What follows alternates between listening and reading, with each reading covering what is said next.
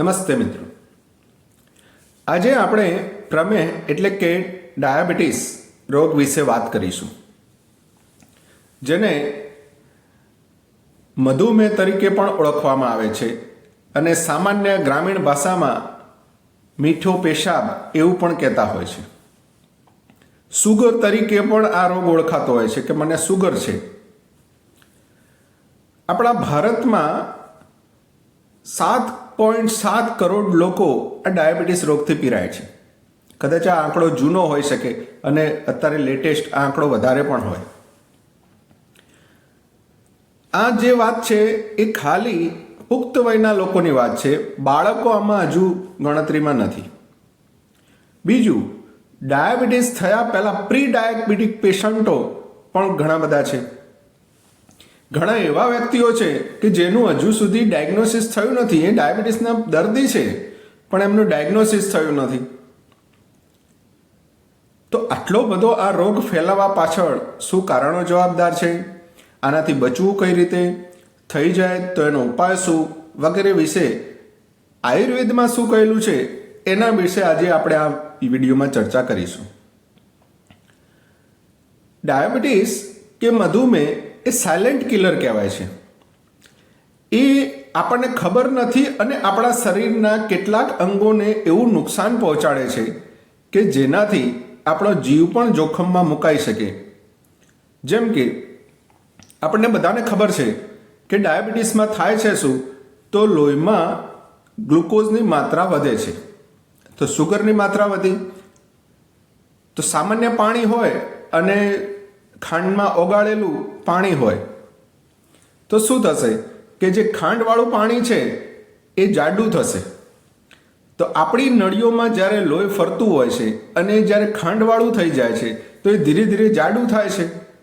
હવે જાડું થવાના લીધે શું થશે, તો જે પાતળી નળીઓ છે, આપણા વાળ જેવી પણ નળીઓ ઘણી જગ્યા ઘણા અંગોમાં આપણા શરીરમાં આવેલી છે, એ અંગોમાં આ લોહી પહોંચી નહીં શકે, કાં તો ત્યાં તકલીફ પડશે. હવે જ્યાં લોહી પહોંચવામાં તકલીફ પડશે એટલે હૃદયને પણ તકલીફ પડશે. તો કેટલા અંગોને ઇફેક્ટ થશે. એક તો લોહી જાડું છે એનું પમ્પિંગ કરવા માટે હૃદયને ખૂબ કષ્ટ પડે, એટલે સૌથી પહેલું હૃદય રોગનું જોખમ રહેશે. એટલે ઘણા એવા ડાયાબિટીસના દર્દી તમે જોયા હશે કે જે ડાયાબિટીસની તો દવા લેતા જ હશે, જોડે જોડે બીપીની પણ દવા ચાલુ હશે. આ સિવાય આપણા શરીરમાં જ્યાં જ્યાં પાતળી નળીઓ આવેલી છે, તો હાથ અને પગના તળિયામાં આવી એકદમ પાતળી નળીઓ આવેલી હોય, ત્યાં બ્લડ ના પહોંચે અથવા એમાં મુશ્કેલી પડે એટલે એમાં બળતરા થાય, જે ડાયાબિટીસનું સામાન્ય લક્ષણ છે, હાથ કે પગ બળવા. એના લીધે જો વધારે ડાયાબિટીસ થઈ જાય, લોહી બરોબર પહોંચે નહીં તો ગેંગ્રીન જેવું થાય, એટલે કે પગ કાળો પડે કે હાથ કાળો પડે અને પછી એમાં પાક થઈ અને એને કપાવવો પડે, આવી નોબત પણ આવતી હોય છે. આવી બીજી નળીઓ છે આપણા બ્રેનની અંદર, તો બ્રેન સ્ટ્રોક કાં તો હેમરેજ થવાના ચાન્સીસ છે. બીજી નળીઓ છે આપણે કિડનીની અંદર, તો કિડની ફેલ થઈ જવી. આપણે ઘણા લોકોને જોયા છે કે બહુ વધારે ડાયાબિટીસ રહેતું હોય, કેર ના કરી હોય અને કિડની ફેલ થઈ ગઈ હોય અને પછી ડાયાલિસિસ વગેરે કરાવવું પડે છે. આવી નળીઓ આપણા ફેફસાની અંદર પણ છે, જેથી કફ કે શરદી જેવા રોગો મધુમેહના રોગીઓને વધારે થાય છે અને જલ્દી મટતા નથી. હમણાં જ COVID-19 આપણે જોઈ ચૂક્યા છે કે COVID-19માં શું થયું, તો જે લોકો ડાયાબિટીક હતા એ લોકો મોસ્ટ ડેન્જરમાં હતા કે એમને કોવિડ થશે તો જલ્દી મળશે નહીં, કાં તો મૃત્યુના ચાન્સીસ વધી ગયા હતા. તો આવી ડાયાબિટીકની સાઈડ ઇફેક્ટો છે અને જેનાથી આપણે ખાસ બચવું જોઈએ. તો આજે આપણે જાણશું કે ડાયાબિટીસ શું છે. એલોપેથિકની અંદર તો તમે રિપોર્ટ કરાવશો એટલે ખબર પડી જશે ડાયાબિટીસ છે, પરંતુ ભારતના ઘણા નાગરિકોને એ રિપોર્ટ કરાવવાની સવલત નજીકમાં ઉપલબ્ધ ના હોય અથવા તો અજ્ઞાન હોય કે મારે રિપોર્ટની શું જરૂર છે. કંઈ તકલીફ વધારે થાય ત્યારે રિપોર્ટ કરવા જાય છે અને પછી એક સાથે બહુ ઊંચો ડાયાબિટીસ આવે અને ખબર પડે છે. પરંતુ આયુર્વેદમાં તમે તમારી જાતે જાણી શકો કે તમને ડાયાબિટીસ છે કે નહીં, એવા કેટલાક લક્ષણો કહેલા છે, જેની આપણે શરૂઆત કરીએ. તો ડાયાબિટીસ માટે પહેલું સામાન્ય લક્ષણ કે આ લક્ષણ મળે એટલે ડાયાબિટીસ ગણી કે પ્રમેહ ગણી અને આપણે આપણી જાતને સાચવી લેવાની શરૂઆત કરી દેવી જોઈએ. એ જો વધુ પ્રમાણમાં ઢોળાયેલો પેશાબ. શાસ્ત્રમાં લખ્યું છે કે સામાન્ય લક્ષણમ તેષામ પ્રભુત આવેલ મૂત્રતા. પ્રભુત એટલે ખૂબ વધારે માત્રામાં આવે. જે સામાન્ય વ્યક્તિઓને પેશાબ આવે એના કરતાં વધારે માત્રામાં પેશાબ આવવો અને ડહોળાયેલો પેશાબ આવે. એકદમ ચોખ્ખો પેશાબ નહીં, કદાચ થોડો ડહોળાયેલો પેશાબ આવે. ડહોળાયેલો જો પેશાબ ખબર ન પડતી હોય તો એક ગ્લાસમાં આપણે ચોખ્ખું પાણી ભરીએ અને એક ગ્લાસમાં શરબતવાળું પાણી ભરીએ. એ જે છે એ ડહોળાયેલું, ઘણીવાર પાણી પણ આપણે ડહોળાયેલું માટીવાળું કે એવું દેખેલું છે. તો આવો જેને પેશાબ આવતો હોય એને ડાયાબિટીસ છે, પણ ખબર કેવી રીતના પડે કે મને આ સામાન્ય પેશાબ છે કે વધારે માત્રામાં પેશાબ આવે છે? તો દિવસ દરમિયાન કદાચ ખબર ન પડે આપણને કે હું કેટલી વાર પેશાબ ગયો, પરંતુ રાત્રે પેશાબ કરવા ઉઠવું પડે છે ત્યારે આપણે ચેતી જવાની જરૂર છે. હવે પ્રમેહના દર્દીઓમાં થતું કેવું હોય છે કે વ્યક્તિ જ્યારે સામાન્ય હોય ત્યારે દિવસે પેશાબ નોર્મલ થતો હોય, કદાચ દિવસે થોડો ઘણો વધવાની શરૂઆત થઈ હોય પણ ખબર ના પડે, અને રાત્રે શિયાળાની અંદર રોજ એકવાર ઉઠવાની શરૂઆત થાય. હવે જ્યારે દર્દીને આવી શરૂઆત થાય એટલે એવું માને કે આ તો શિયાળો છે એટલે મારે ઉઠવું પડે છે, પણ ધીરે ધીરે એવું થાય કે શિયાળામાં એક નહીં 2 વખત ઉઠવું પડે. પછી ધીરે ધીરે એવું થાય કે ઉનાળા ચોમાસામાં જે નહોતું ઉઠવું પડતું રાત્રે પેશાબ કરવા એની જગ્યાએ ચોમાસામાં પણ ઉઠવાની શરૂઆત થાય. પછી તો ધીરે ધીરે એવી સ્થિતિ આવે કે ઉનાળો, શિયાળો ને ચોમાસું દર વખતે રાત્રે 1 કે 2 વાર પેશાબ કરવા ઉઠવું પડે. આટલું થાય ત્યાં સુધી પણ દર્દીને એવું નથી થતું કે મને ડાયાબિટીસ છે. પરંતુ આપણે ક્યાં હતા કે આપણે એક પણ વાર રાત્રે પેશાબ કરવા ન ઉઠવું પડતું, એની જગ્યાએ આપણે હવે બધી ઋતુમાં પેશાબ કરવા ઉઠવું પડે છે. તો આ શું બતાવે છે કે આપણને સામાન્ય લોકો કરતાં પેશાબ વધી ગયો છે. તો ડાયાબિટીસનો ત્યારે આપણે રિપોર્ટ કરાવી લેવો જોઈએ અથવા અન્ય લક્ષણો જોઈ લેવા જોઈએ, કાં તો ડૉક્ટરને જોડે એકવાર ચેકઅપ કરાવી લેવું જોઈએ અને આગળ જે આપણે વાત કરીશું એ પ્રમાણેની પરેજી રાખવાની શરૂઆત કરવી જોઈએ. તો હંમેશા યાદ રાખીએ કે જ્યારે આપણને કંઈ પણ રાત્રે એક પણ વાર પેશાબ કરવા ઉઠવું પડતું નથી તો પ્રમેહ નથી એવું ગણી લેવું જોઈએ, અને જ્યારે શરૂઆત થાય ત્યારથી ચેતી જવાની જરૂર હોય છે, જેથી આપણને આ ડાયાબિટીસની દવાઓ વગેરેમાં પડવું ના પડે. આ સિવાય એવા ઘણા લક્ષણો કહેલા છે. આયુર્વેદમાં તો એવું પણ કહેલું છે કે તમને ડાયાબિટીસ થાય એનું લક્ષણ તો એમને કહ્યું છે, પરંતુ તમને ડાયાબિટીસ થવાનો છે એવું પણ ખબર પડી શકે એવી પણ ઘણા બધા લક્ષણો કહેલા છે, જેનાથી એ નક્કી થઈ શકે કે કદાચ મને ડાયાબિટીસ થઈ શકે. એક આપણને એ તો ખબર છે કે આપણા પૂર્વજોને જો બધાને ડાયાબિટીસ હોય, દાદાને હતો, ફાધરને હતો, તો આપણને થવાના ચાન્સીસ વધારે છે. જો આપણું વજન વધારે છે તો આપણને થવાના ચાન્સીસ વધારે છે. પરંતુ એ સિવાય પણ શાસ્ત્રમાં આટલા લક્ષણો લખેલા છે કે જેના લીધે આપણને ભવિષ્યમાં ડાયાબિટીસ થશે. ભવિષ્ય તો મેહગદશ્ચ લિંગમ એવું કરીને લખેલું છે કે ભવિષ્યમાં મને ડાયાબિટીસ થશે કે નહીં થાય એના વિશેના લક્ષણો છે. પહેલું છે દાંત, આંખ, કાન, જીભ વગેરેમાં મેલ થવો. હવે દાંતમાં જે સફેદ ક્ષારી વગેરે થતું હોય છે, સવારે આપણે ઉઠીએ તો સફેદ મેલ હોય છે, એ ધીરે ધીરે વધે છે. આંખમાં પિયા વગેરે વધારે વળે છે. કાનમાં મેલ વધારે થાય છે. આ ઘણીવાર જોવા મળતું હોય છે કે વ્યક્તિને વારંવાર કાનમાંથી મેલ કાઢવાની જરૂરિયાત પડવા લાગી હોય. જીભ ઉપર મેલ થાય, જીભ ચોખ્ખી ના રહે, એને ઊલ વધારે ઉતારવી પડે, કાં તો એના ઉપર એક સફેદ કોટિંગ જેવું લાગે, જીભના મૂળની અંદર મેલ વધારે જામતો થઈ જાય. આ જીભના ઉપર મેલ જામવો એ અજીર્ણની નિશાની છે. ભોજનનું વ્યવસ્થિત પાચન ન થાય એટલે મેલ થાય. જે લોકો વારંવાર જમતા હોય, રાત્રે મોડા જમતા હોય, એ લોકોને આ મેલ વગેરે વધારે થતો હોય છે. તો આ ધ્યાનમાં રાખવું કે જીભ ઉપર મેલ થાય એ આપણી બીમાર પડવાની એક નિશાની છે. તો હંમેશા રોજ આપણી જીભનું અવલોકન કરતા રહેવું જોઈએ. બીજું, હાથ પગમાં બળતરા થાય. આ આપણે જોઈ ચૂક્યા આગળ કેમ થાય છે એ પણ ખબર પડી ગઈ છે. શરીર પર ચિકાસ થાય. આપણને એવું લાગે કે કંઈક ચીકણું ચીકણું શરીર છે, તો એ પણ એક ડાયાબિટીસ થવાનું લક્ષણ છે, ભવિષ્યમાં થશે એના માટેનું લક્ષણ.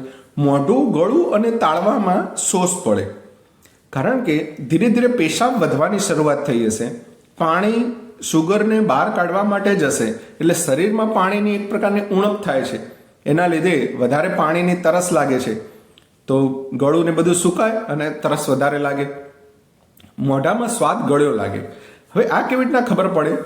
તો ઘણીવાર આપણે જોયું છે કે તાવ વગેરે આવે છે ને ત્યારે મોઢામાં સ્વાદ કડવો લાગે છે. ઉલટી વગેરે થાય તો મોઢામાં સ્વાદ કડવો કાં તો ખાટો લાગે છે. અજીર્ણ થયું હોય, પચ્યું ન હોય ત્યારે જે ઓડકાર આવે ત્યારે આપણે કહેતા હોય છે કે ખાટા ઓડકાર આવે છે, ત્યારે મોઢાનો સ્વાદ ખાટો લાગે છે. એ જ રીતે મોઢાનો સ્વાદ ગળ્યો લાગે ત્યારે સમજવાનું કે ડાયાબિટીસ થવાનો છે. ઊંઘ વધુ આવવી, સામાન્ય માત્રા કરતાં વધારે ઊંઘવું કે ઊંઘ વધારે આવવી એ પણ ડાયાબિટીસનું એક લક્ષણ છે. રાત્રે તો આપણે 6 થી 7 કલાક સૂતા હોઈએ, પરંતુ બપોરે પણ જે લોકો 1 કલાક, 2 કલાક, 3 કલાક સૂવે છે એ ઊંઘની માત્રા વધુ છે એવું ગણી શકાય. સામાન્ય જે આપણી કલાકની ઊંઘ છે એના કરતાં પણ વધારે ઊંઘ. આ સિવાય આપણે નિંદ્રા વિશે આખો ઘણો સિરીઝ ચલાવી લીધી છે, તો એ જોઈ લેવું. આળસ વધારે રહેવી, આપણે જોયું કે જેનું વજન વધારે છે સ્વાભાવિક આળસ પણ વધારે હોતી છે. સ્ફૂર્તિ ન રહેવી, આળસ વધારે હોય એટલે સ્વાભાવિક કામ કરવાની ઈચ્છા જ ન થાય, સ્ફૂર્તિ જ ના રહે. પેશાબની જગ્યાએ કીડી મકોડા વગેરે આવવા. આ એક સીધો સાદો અને ગ્રામીણ વિસ્તારમાં રહેતા હોય જેને કંઈ ખબર ના પડતી હોય એને પણ આ લક્ષણ છે. અને આપણે ઘણા બધા જાણીએ છીએ કે ગામમાં લોકો રહે કે પેશાબની આજુબાજુ જો કીડી કે મકોડા આવે તો તરત જ કહે કે ભાઈ તને ડાયાબિટીસ છે. તો આ લોકો પણ જાણે છે આ વાત. શરીરમાંથી પરસેવાની દુર્ગંધ આવી. એવો સમય એવો હતો કે મારા શરીરમાંથી પરસેવાની દુર્ગંધ નથી આવતી, અને હવે કોઈ લોકો કહે છે કે કેમ પરસેવાની દુર્ગંધ આવે છે, તો એનો મતલબ પહેલાં કરતાં મારી શરીરની દુર્ગંધ વધી છે. તો એ પણ ભવિષ્યમાં ડાયાબિટીસ, અને જનરલી જેનું વજન વધારે છે એના શરીરમાંથી પરસેવાની દુર્ગંધ આવતી હોય છે. વાળ અને નખ વધારે વધવા. એક સમય એવો હોય કે નખ 15 દિવસે કાપતા હોઈએ અને પછી દર અઠવાડિયે નખ કાપવા પડે, દર 10 દિવસે નખ કાપવા પડે, એવી જો સ્થિતિ આવે તો એ નખ આપણા ઓબ્વિયસલી રૂટીન કરતાં વધારે વધવા લાગ્યા છે. અને ઠંડુ ખાવાની ઈચ્છા થવી, આઈસ્ક્રીમ, કોલ્ડ ડ્રિંક્સ, ઠંડુ પાણી વગેરે પીવાની વધારે ઈચ્છા થાય. આ લોકોને ભવિષ્યમાં આવા જે લક્ષણો હોય અને ભવિષ્યમાં ડાયાબિટીસ થવાની સંભાવના છે એવું ઇન્ડિકેટ કરે છે. હવે શેના લીધે ડાયાબિટીસ થાય છે, શું ખાવા પીવાથી ડાયાબિટીસ થાય છે? તો એક સર્વસામાન્ય નિયમ છે, જે વધારે બેસી રહે છે કે વધારે સૂવાનું કામ કરે છે. સૂવાનું એટલે રાત્રે પણ સૂવે પૂરતું અને દિવસે પણ સૂવે, તો વધારે સૂવાનું થઈ ગયું. બેસી રહેવાનું એટલે મોસ્ટ ઓફ લોકો જે ડાયાબિટીક છે એમનું જે લાઈફસ્ટાઈલ છે એ બેઠાડું જીવન હોય છે, કાં તો ઓફિસ વર્ક હોય અથવા તો ઘરે જે સ્ત્રીઓ છે એ એમનું ફિઝિકલ વર્ક ઓછું છે. હવે તો જે કામના પણ સાધનો ઘણા બધા આવી ગયા છે. કચરા પોતું કરવા માટે કોઈ બેન રાખેલા હોય, કપડાં વગેરે ધોવા માટે વોશિંગ મશીન રાખેલા હોય, વાસણ ઉટકવા માટે બીજા કોઈ બેન આવતા હોય, તો પોતે જો વધારે ફિઝિકલ વર્ક કરવાનું નથી થતું તો એ બધા ડાયાબિટીસના કારણો છે. એક ખાસ મેં અહીંયા રેડ કલરમાં જે કરેલા છે, લાલ કલરથી, એ આપણે ખાસ ધ્યાનમાં રાખવા, કારણ કે અમારા અનુભવો છે કે દર્દીઓને એ ખબર નથી હોતી કે આ વસ્તુ ખવાય કે ન ખવાય. આ જે કારણો છે એ આપણી ચિકિત્સા પણ રહેશે. તો પહેલું એક છે દહીં, કે દહીંમાં એવું છે કે લોકો એવું માને છે કે દહીંથી ડાયાબિટીસ ન થાય, એટલે દહીં આરામથી ખાતા હોય છે, એમને ખબર જ હોતી નથી કે દહીં ખવાય કે નહીં. પરંતુ શાસ્ત્રની અંદર જે શ્લોક લખેલો છે, 2 લીટીનો માત્ર શ્લોક છે, અને એમાં પણ આ દહીંનો ઉલ્લેખ છે કે દહીં ડાયાબિટીસમાં ન ખાવું જોઈએ, એના કારણો છે. બીજું છે ગ્રામ્ય અને દહીં વિશે વધારે જો કંઈ માહિતી જોઈતી હોય તો આપણે જ આ આસ્ક ફોર આયુર્વેદ ચેનલ ઉપર દહીંના 4 વિડીયો આગળ બનાવેલા છે, જેમાં દહીંના કેટલાક નિયમો છે. એ નિયમોનું પાલન કરી અને દહીં ખાવું જોઈએ, જેમાં રોજ દહીં નથી ખાવાનું, રાત્રે દહીં ન ખાવું જોઈએ, દહીં એકલું નથી ખાવાનું, દહીં ગરમ વસ્તુ જોડે નથી ખાવાનું વગેરે વગેરે ઘણા નિયમો છે. કઈ ઋતુમાં દહીં ખાવું કે ન ખાવું વગેરે ત્યાંથી આપણે જાણી શકશું. કેવા લોકો દહીં ખાઈ શકે અને કેવા લોકોને નુકસાન કરશે એ પણ માહિતી ત્યાં છે. ગ્રામ્ય અને જળચર પ્રાણીઓનું માંસ, જે ગ્રામીણ વિસ્તારમાં રહેતા હોય ને જે નદી, સરોવર, નદી કે સમુદ્રમાં રહેતા જે પ્રાણીઓ છે, માછલી વગેરે, આનું જો કોઈ માંસ ખાતા હોય તો દૂધ અને દૂધની બનાવટ.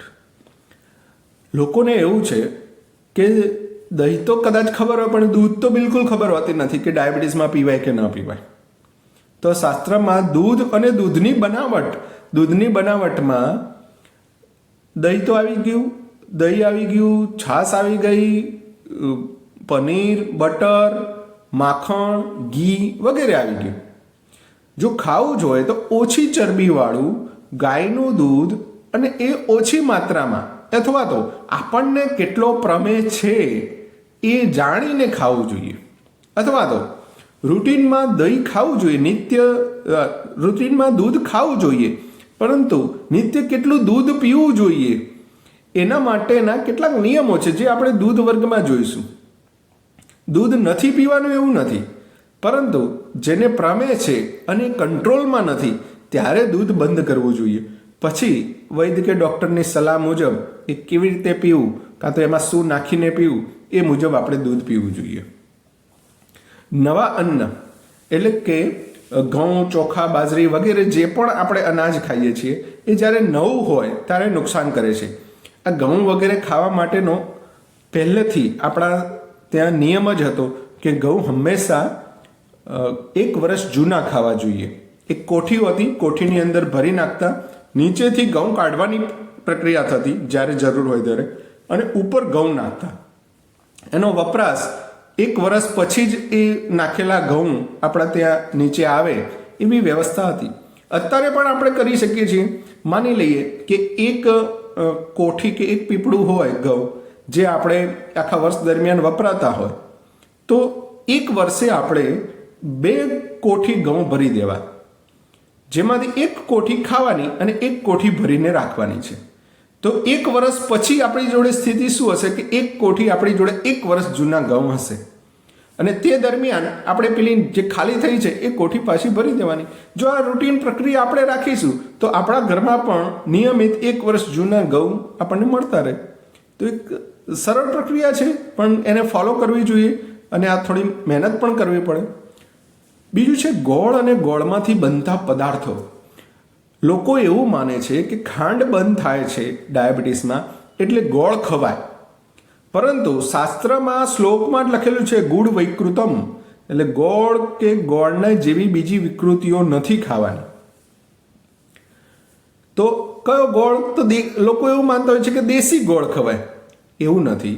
જ્યારે ગોળ ખાવાની વાત હોય ત્યારે હંમેશા દેશી જ ગોળ વાપરવો જોઈએ અને 1 વર્ષ જૂનો ગોળ વાપરવો જોઈએ. આ સામાન્ય નિયમ છે, પણ અહીંયા ના પાડી છે એટલે દેશી કે 1 વર્ષ જૂનો ગોળ પણ પ્રમેહની અંદર ન ખવાય એવું સાબિત થાય છે. તો આ ખાસ ધ્યાન રાખીશું. ઘણા લોકો આ તકલીફ થતી હોય છે કે દેશી ગોળ ખાતા હોય છે. ઘણા લોકો તો ચા ગોળની પીવાની શરૂઆત કરી દે છે કે શુગર આવ્યું છે, પણ એવા કોઈ પણ વ્યક્તિને તમે લઈ લેજો, એમનું પ્રમેહ ઘટતો નથી. વ્યાયામ ન કરવો એટલે કે કસરત બિલકુલ ન કરવી એ પણ એના કારણોમાં છે.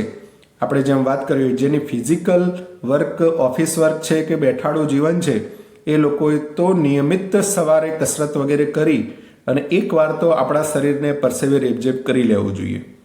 કફકારક આહાર, વ્યાયામ કેટલો કરવો વગેરે માટે પણ આપણે અગાઉ વિડીયો બનાવી ચૂક્યા છીએ. એના પણ 4 કે 5 એપિસોડ આપણે કરેલા છે, તો એ જોઈ લેવા. જે કફકારક આહાર આપણા રૂટીનમાં વપરાતો હોય છે એવું, જેમ કે છે ચોખા, ઘઉં, એક કઠોળની અંદર અડદ, એ બહુ કફકારક છે. બાકીના બધા કઠોળ વાતકારક છે, પણ અડદ સૌથી વધારે કફકારક છે, એટલે એ ધ્યાન રાખવું જોઈએ. ઘી છે, ખાંડ છે, સાકર છે, ફળો છે, ગળ્યા અને ખાટા બંને ફળો, કારણ કે એમાં ફ્રુક્ટોઝ છે, એ પણ એક પ્રકારના ગ્લુકોઝનો જ એક ભાગ છે. મેંદો, જે અનાજ વગેરે હોય, પરંતુ એ જો ફાઇન પાવડર છે, મેંદા સ્વરૂપે છે, તો એ પાચન ક્રિયામાં ઘણી ઇફેક્ટ કરશે અને મધુમેહનું કારણ બનશે. જેને શાસ્ત્રમાં પિષ્ટ અન્ન કહેલું છે. તળેલી વસ્તુઓ, વધારે પડતું તેલ વગેરે, બહારનું ભોજન તો ઘરે ન જમતા, બહાર હોટલ વગેરેમાં કે લગ્ન વગેરે સમારંભોમાં જે જમીએ છીએ એમાં પણ આ ખૂબ ઇફેક્ટિવ હોય છે. જંક ફૂડ બધાને ખબર છે, ઠંડા પીણા પણ આપણને ખબર છે. તો આ બધી જે વસ્તુઓ છે એનો બહુ ઓછી માત્રામાં અથવા તો જેને પ્રમેય થયો છે એમને તો બંધ કરવાની જરૂર છે. બીજું છે, શાસ્ત્રમાં જે પ્રમેયના પ્રકાર પાડેલા છે, એલોપેથિકની દૃષ્ટિએ તો ડાયાબિટીસ એક જ છે, કાં તો ડાયાબિટીસના બે પ્રકાર છે, ડાયાબિટીસ ઇન્સિપિડન્ટ, ડાયાબિટીસ મેલાઇટસ, આવા અલગ અલગ પ્રકાર છે. પરંતુ આયુર્વેદની અંદર પણ આવા પ્રકાર પાડેલા છે. તો 3 પ્રકારથી પ્રકાર પાડેલા છે. એક તો શરીર કેવું છે એના ઉપરથી ડાયાબિટીસ થાય. તો સ્થૂલ પ્રમેય ને કૃશ પ્રમેય. જાડો પ્રમેયનો વ્યક્તિ જાડો હોય અથવા તો પાતળો હોય. એવું નથી કે પાતળા છીએ તો ડાયાબિટીસ ન થાય. અહીંયા સ્પષ્ટ લખેલું છે કે ડાયાબિટીસનો રોગી જાડો પણ હોય અને પાતળો પણ હોય. જાડાની ચિકિત્સા અલગ છે, પાતળાની ચિકિત્સા અલગ છે. અને આપણે જોયા પણ હશે પાતળા વ્યક્તિઓને ડાયાબિટીસ થયેલું હોય એવા. આયુર્વેદમાં વાત, પિત્ત, કફ 3 દોષ છે. એ દોષ ભેદથી પણ ડાયાબિટીસના 20 પ્રકાર પાડેલા છે. એમાં કફજન્ય 10 ડાયાબિટીસ છે, પિત્તજન્ય 6 ડાયાબિટીસ છે અને વાતજન્ય 4 ડાયાબિટીસ છે. આ જે વાતજન્ય 4 પ્રમેય છે એમાંથી એક નામ મધુમેહ છે, પરંતુ લોકમુખે આ પ્રમેયની જગ્યાએ મધુમેહ વધારે ચલણમાં છે, એટલે પણ આપણે ટાઇટલમાં મધુમેહ રાખ્યું છે. કફના જે 10 પ્રકાર છે એમાં પેશાબ વધારે આવવો અને પેશાબ કેવો આવે છે એના ઉપરથી આ બધા દોષ ભેદથી ડાયગ્નોસ થાય છે.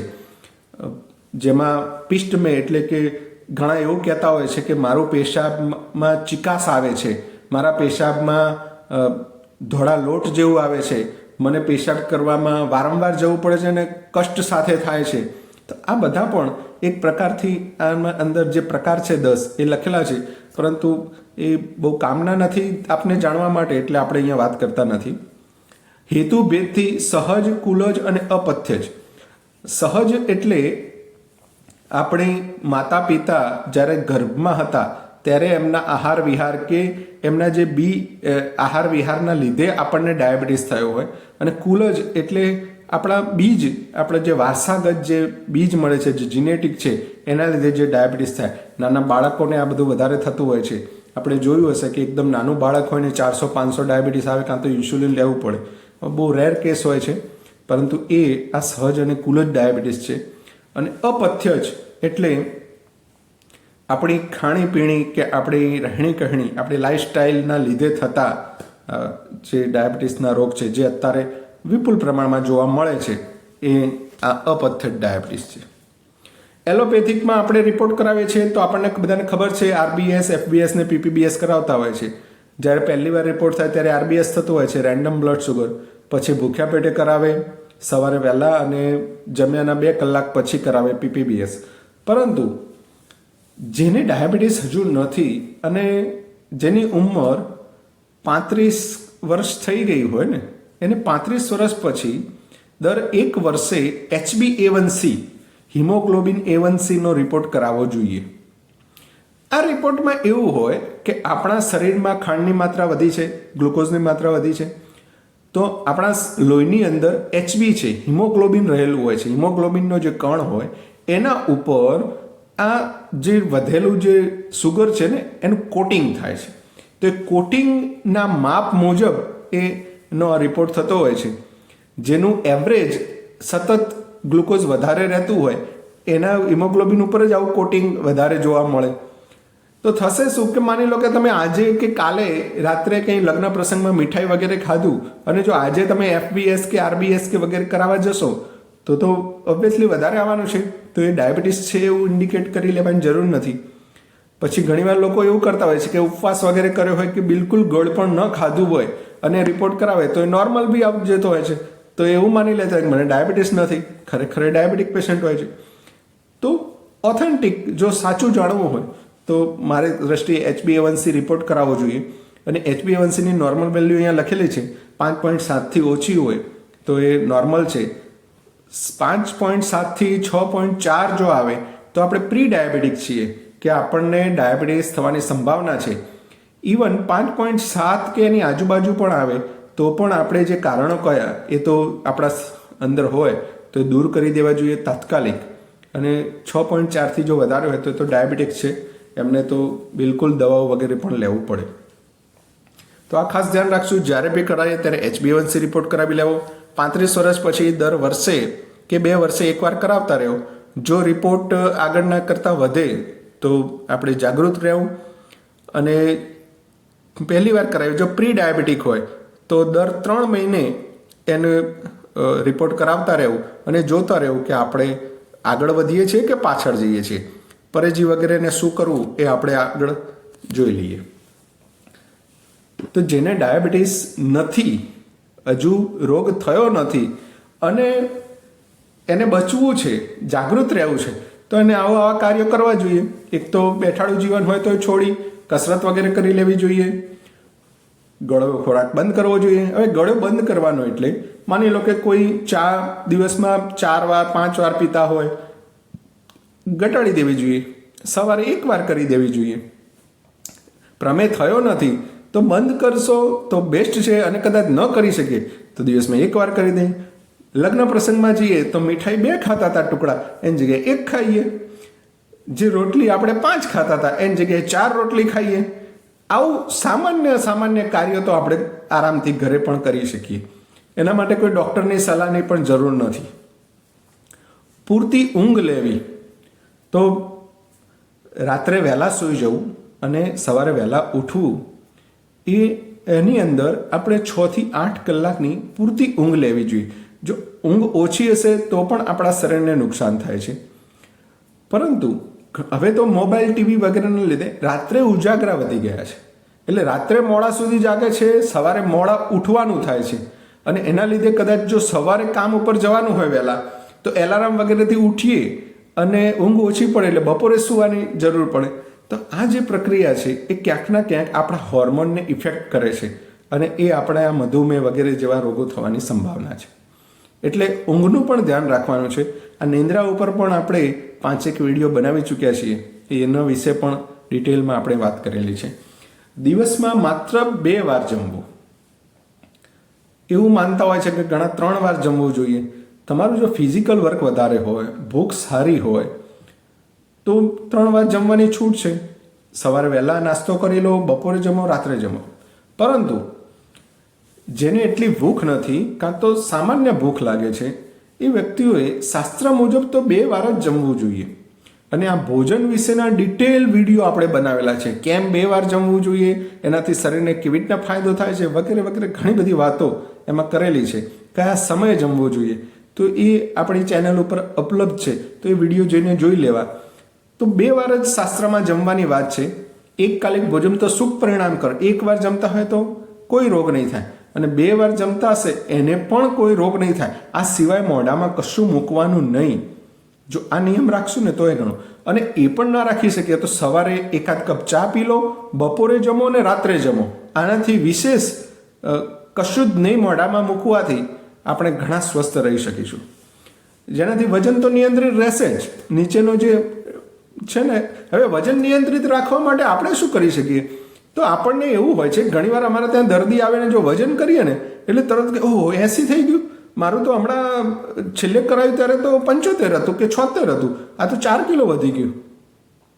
તો ખબર ના પડી અને 4 કિલો વધી ગયું છે. કેટલા મહિનામાં? તો 3-4 મહિનામાં. તો આવી સ્થિતિ આપણને બી જો ક્યારેક થતી હોય છે તો સરળ છે. આપણી જોડે જો 15,000-20,000ના મોબાઈલ હોય, આપણી જોડે જો ઘરમાં ટીવી હોય, ફ્રીજ હોય, આ બધા ગેજેટ્સ હોય, તો આપણા હેલ્થ માટેનું શું ગેજેટ્સ છે જે આપણું હેલ્થ બગાડે છે? એવા ગેજેટ્સ આપણી જોડે ઘણા બધા છે.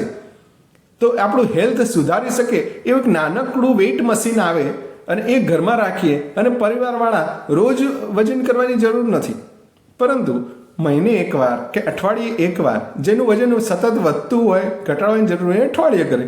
બાકી લોકો મહિને 1 વાર પોતાનું વજન ખાલી જોઈ લેવું જોઈએ કે હું આગળ તો નથી વધી રહ્યો ને. જો વધવાનું શરૂઆત થઈ તો એને નિયંત્રણ રાખવા શું કરવું જોઈએ, એના પગલાં લેવા જોઈએ. આ તો આપણે બધા કરી શકીએ. ફોરેનમાં લોકો બાથરૂમની અંદર વજન મશીન રાખે છે. કે જે કપડાં વગેરે પહેર્યા ના હોય તો એનું પણ વજન ના આવે, તો એકચ્યુઅલ વજન માપી લે એવા વેઇટ મશીન એ લોકો રાખતા હોય છે. તો આપણે પણ ભલે કપડાં પહેરીને જ વજન માપવું, પરંતુ ચકાસતા રહેવું કે આપણે 70 હતા અને હવે 71-72 થઈ ગયા એક મહિનામાં, તો એ આપણી ભૂલ છે. તો ક્યાંક ના ક્યાંક આપણે રૂટીન લાઈફ સુધારવાની શરૂઆત કરી દેવી જોઈએ. ચા, coffee, ice cream, cold drinks, junk food ન લેવું, જે આપણને બધાને ખબર છે. ચા, કોફી વગેરે ઓછી માત્રામાં લેવું, એકાદ વાર કે 2 વાર જ લેવાનું શરૂ કરવું. બજારના નાસ્તા કે હોટલમાં જમવાનું ટાળવું. ટાળવું લખેલું છે એટલે મજબૂરી હોય છે ઘણા લોકોની, તો બહાર ટ્રાવેલિંગ વગેરે ત્યારે તો ખાવું પડે છે. થોડું હેલ્થી ખાવાની જરૂર રાખવી. બાકી લોકો જે ટાળી શકે એ લોકોએ તો ટાળવું. હવે જેને ડાયાબિટીસ થઈ ગયો છે એને શું? તો જેને મધુમેહ થઈ ગયો છે એને તો જે આપણે આગળ કારણો કયા, દહીં વગેરે, બેઠાડો જીવન, વ્યાયામ ન કરવો, ગોળ અને ગોળની વસ્તુઓ, દૂધ અને દૂધની બનાવટો વગેરે વગેરે વગેરે વસ્તુઓ, નવું અન્ન, એનો તો ત્યાગ કરવાનો જ છે. ગળા પદાર્થો, તો આ બધો તો ત્યાગ કરવાનો જ છે. વિશેષ શું કરી શકાય? તો કસરત વગેરે કરવાની. તો વોકિંગ કરી શકાય, સૂર્ય નમસ્કાર કરી શકાય, રનિંગ કરી શકાય. જો યંગ એજ હોય તો રનિંગ પણ સારું રહેશે. અને જો આપની ઉંમર વધારે છે, મહિલાઓ છે, બહાર નથી જઈ શકતા, તો ઘરે બેઠા યોગ પણ થઈ શકે છે. યોગ આપણા ઘરની અંદર જ, આપણા રૂમમાં કાં તો ટેરેસ ઉપર જઈને પણ થઈ શકે છે. શિયાળો ચોમાસો હોય તો રૂમની અંદર કરો, બાકી ટેરેસ ઉપર જતા રહો. તો આરામથી યોગ જેવી વસ્તુઓ કોઈ પણ ખર્ચ વગર કસરત થઈ શકે છે. પણ એ કરવા માટે મન બનાવવું એ થોડું અઘરું કામ છે. એ તો આપણે કરવું પડશે. એટલે જ કોઈએ કહ્યું છે કે હેલ્થ આપણે ક્યારેક કમાઈ શકતા નથી. Health can not earn. Health કમાવી ના શકાય. Health you have to earn. તમારે એને મેળવવી પડે, તમારે જાતે એને કમાવી પડે. એ પૈસાથી મેળવી શકાય એવી નથી. એટલે તમે ડૉક્ટર જોડે જાઓ કે મને દવા આપો ને મને ડાયાબિટીસ મટાડી દો, તો એવું પોસિબલ થવાનું નથી. અમારી જોડે આવશો તો અમે આ સલાહ આપવાના છીએ, અને એને અમલ તમારે કરી અને જાતે ડાયાબિટીસ મટાડવાનો છે. એવા ઘણા દર્દીઓ પણ છે કે જેને ડાયાબિટીસ ઘણો કંટ્રોલમાં કરી લીધો છે અથવા મટાડી પણ દીધો છે. ભોજનમાં ઘઉંની જગ્યાએ જવ વાપરવાની શરૂઆત કરી દેવી. પ્રમેહ થઈ ગયો છે તો ઘઉં ઓછા ખાવા. એકલા જવ ના ભાવે તો ઘઉં અને જવ મિક્સ કરીને પણ ખાઈ શકાય. આ નાની નાની વસ્તુઓ છે જે આપણે કરી શકીએ છીએ. બપોરે સૂતા હોય તો બંધ કરી દેવું. દિવસમાં વધારે નહીં જમવું, 2 જ વાર જમવાની શરૂઆત કરી દેવી. પીવા માટે એકદમ ઠંડુ પાણી નહીં વાપરવાનું, નવશેકું પાણી વાપરવાનું. અને જો શક્ય હોય તો એને પ્રોસેસ કરેલું, એટલે કે સૂંઠવાળું પાણી, અથવા તો ત્રિફલા એક સારું ડ્રગ આવતું હોય છે આપણામાં, તો ત્રિફલાવાળું પાણી પણ પી શકાય. ત્રિફલાવાળું પાણી કેવી રીતે બનાવવું વગેરે માટે આપ કોઈ પણ વૈદ્યનો સંપર્ક કરી શકો. અથવા તો 2 લીટર પાણીમાં 1 ચમચી સૂંઠ વગેરે નાખી ઉકાળીને અડધું બાળી દો. આ સૂંઠવાળું પાણી તૈયાર થઈ જશે 1 લીટર. તો આવું પાણી આખો દિવસ પીવા માટે વાપરવું, જે આપણા શરીરના કફને અને આપણી શુગરને ઓછું કરશે. નિયમિત આયુર્વેદ દવાઓ લેવી. આયુર્વેદની દવાઓ આપની આસપાસ ક્યાંય પણ આયુર્વેદના દવાખાના કાં તો હોસ્પિટલ્સ હોય જ છે, આખા ગુજરાતમાં છે. તો આપ ત્યાં જઈ શકો અને ડાયાબિટીસની દવાઓ ઉપલબ્ધ જ હોય છે. આપને આરામથી મળી જશે. તો એને નિયમિત લેતા રહેવું. અને આ જો પરેજી વગેરે પાડશું તો આરામથી આપણે ડાયાબિટીસમાં સારું એવું પરિણામ મેળવી શકીશું. વિશેષ શું? પથ્યાપથ્યની ધ્યાન રાખવાની જરૂર છે. જેમ કે અનાજની અંદર જવ, ઘઉં, ચોખા, બાજરી, સામો, કોદરી આ બધા લઈ શકાય. અને બને ત્યાં સુધી થોડો જાડો લોટ લેવાનો પ્રયત્ન કરો. અપથ્ય છે નવા ઘઉં વગેરે, જે આપણે આગળ વાત કરી ચૂક્યા છીએ. નવા ચોખા, મેદો. મેદો એટલે એકદમ ફાઇન પાવડર. આપણે બ્રેડ, બિસ્કિટ, પાઉં વગેરે જે ખાઈએ છીએ એ બધામાં મેદો છે. તો આ મેદો ખાસ ન ખાવો જોઈએ. આયુર્વેદમાં મેદો ન ખાવો એવું લખેલું એવું નથી. આપણા ત્યાં પણ પ્રાચીન કાળમાં પણ મેદો ખવાતો. મેદો હંમેશા છે ને તળીને ખાતા. જેમ કે આપણે સમોસા વગેરે બનાવતા તો એમાં મેદાનો જે લોટ વપરાય છે અને ડીપ ફ્રાય થતો. અને જે અત્યારે મેદો ખવાય છે ને બ્રેડ, બિસ્કિટ કે પાઉં સ્વરૂપે, એ તળવામાં નથી આવતો. એટલા માટે એ મેદો ક્યાંક ના ક્યાંક આપણને વધારે નુકસાન કરે છે. પેલો મેદો ખાવો પણ એની ઋતુઓ છે કે કયા ઋતુમાં ખાઈ શકાય. એ ઠંડી ઋતુમાં ખાવાનો વાત છે. અને જ્યાંથી મેદો આવે છે, પાઉં વગેરે, એ બધું ફોરેન કલ્ચર છે, કે પીઝાનો રોટલો વગેરે બધું ફોરેનથી આવ્યું. ફોરેનમાં ઠંડી વધારે છે, ત્યાં માઇનસ ટેમ્પરેચર છે, એટલે કદાચ એમને મેદો ઓછો નુકસાન કરશે અથવા તો નહીં કરે. પણ આપણા ત્યાં અલગ ઋતુઓ છે, એટલે આપણું ભોજન આપણે જાતે નક્કી કરવાનું છે, કાં તો આપણી જે બાપદાદાઓ ખાતા હતા એ મુજબ ખાવાનું જો રાખીશું તો કદાચ આપણને ઓછું નુકસાન કરશે. કઠોળ બધા જ લગભગ ખાઈ શકાય, એક અડદ ન ખવાય. અહીંયા ખાસ લખેલા છે મગ, મઠ, ચણા, તુવેર, આ તો ખાઈ શકાય. વાલ અને વટાણા એ ક્યાંક ના ક્યાંક વધારે વાયુ કરવાવાળા છે, તો જ્યારે ડાયાબિટીસ આગળ વધે છે ત્યારે વાતજ ડાયાબિટીસ થાય, એટલે કે પ્રમેહ થઈ જાય છે, ત્યારે આ ક્યાંક ના ક્યાંક આપણને તકલીફ કરે છે. શાકભાજીની અંદર આપણને ખબર છે વેલાવાળા બધા શાકભાજી ખવાશે જે લખેલા છે એ મુજબ. અને અપથ્ય જે છે કે કંદમૂળ જે બધા છે, બટાકા છે, શક્કરિયા છે, બીટ, ડુંગળી વગેરે ન ખાવા જોઈએ. લગભગ લોકોને આવું થોડું ઘણું ધ્યાનમાં હોય છે. ફળની અંદર બધા એવું માનતા હોય છે કે ડાયાબિટીસમાં ફળ ખવાય, પરંતુ એવું નથી. બધા જ ફળ ન ખવાય. માત્ર 2 ફળ ખાઈ શકાય એવા છે, એક જાંબુ અને દાડમ. દાડમ પણ આખા ખાવાના, સીધો એનો રસ કાઢીને નહીં. અને જાંબુનો ઠળિયાનો પાવડર એવું સોશિયલ મીડિયામાં ઘણા લોકો જાણતા હોય છે અને ડાયાબિટીસવાળા વાપરતા હોય છે. પણ જાંબુ પણ ખાવામાં કંઈ વિરોધ નથી, પણ એ બહુ વાયુ કરે એટલે એને થોડું સમજીને ખાવું જોઈએ આપણી તાસીર પ્રમાણે. કેળા, કેરી, ચીકુ કે બીજા ખાટા ફળો એ બધા ન લેવા જોઈએ, અથવા તો ખાટા ફળો જે અહીંયા લખેલા નથી ઓછી માત્રામાં લેવા જોઈએ. પરંતુ જે જ્યુસી ફ્રૂટ છે જેમ કે નારંગી વગેરે એ ખાઓ તો આખા જ ખાવા. એનો રસ કાઢીને જો પીશું તો એ વધારે નુકસાન કરે. કોઈ પણ ફ્રૂટનો જ્યુસ આપણા ડાયાબિટીસ પેશન્ટોને કે ડાયાબિટીસ જેને નથી થયો એ લોકોને પણ નુકસાન કરી રહ્યો છે. એટલે જ્યારે બી ફ્રૂટ ખાઓ ત્યારે આખો ફ્રૂટ ખાવા પ્રયત્ન કરવાનો. તો આટલી વાત હતી આપણી ડાયાબિટીસની. આ સિવાય એટલું યાદ રાખવું કે ડાયાબિટીસ થાય અને પછી મટાડવા દોડવું એના કરતાં આપણને આવા પ્રી ડાયાબિટીક સિમ્પટોમ્સ મળે અને કદાચ આપણે રિપોર્ટ જો સવલત હોય એને કરાવતા રહીએ અને જો પહેલેથી કાળજી રાખશું તો આ ડાયાબિટીસ થવાની સંભાવના બહુ ઓછી રહેતી હોય છે. અને કદાચ આપણે લાંબો સમય ડાયાબિટીસ થયા પછી આપણું આયુષ્ય ઘણું ઘટી જતું હોય છે. સ્ટ્રોક વગેરે, અને મેં એવું પણ જોયું છે કે એલોપેથિકની દવાઓ એકવાર ડાયાબિટીસની ચાલુ થઈ જાય એના પછી એની સાઈડ ઇફેક્ટો ઘણી થતી હોય છે. સાંધામાં દુખાવા થતા હોય છે, હૃદયની તકલીફો થતી હોય છે, એટલે બીપીની ગોળી ચાલુ થઈ જાય છે. ત્યારબાદ વિટામિનની કેટલીક ઉણપો ચાલુ થઈ જાય છે, કારણ કે એ મેટફોર્મિન વગેરે દવાઓ જે આવે છે એના લીધે પાચનમાં ગડબડ થાય છે અને વિટામિનનું એબ્સોર્પ્શન થતું નથી. એટલે આ પણ સમસ્યાઓ રહેલી છે, તો આ બધું ધ્યાનમાં રાખવું. એવા પણ દર્દીઓ છે જેને ડાયાબિટીસમાં ઇન્સ્યુલિન લેતા હતા. મારા એક દર્દી છે એ લગભગ 3 ટાઈમ ઇન્સ્યુલિન 18 યુનિટ, 15 યુનિટ ને 15 યુનિટ લેતા હતા,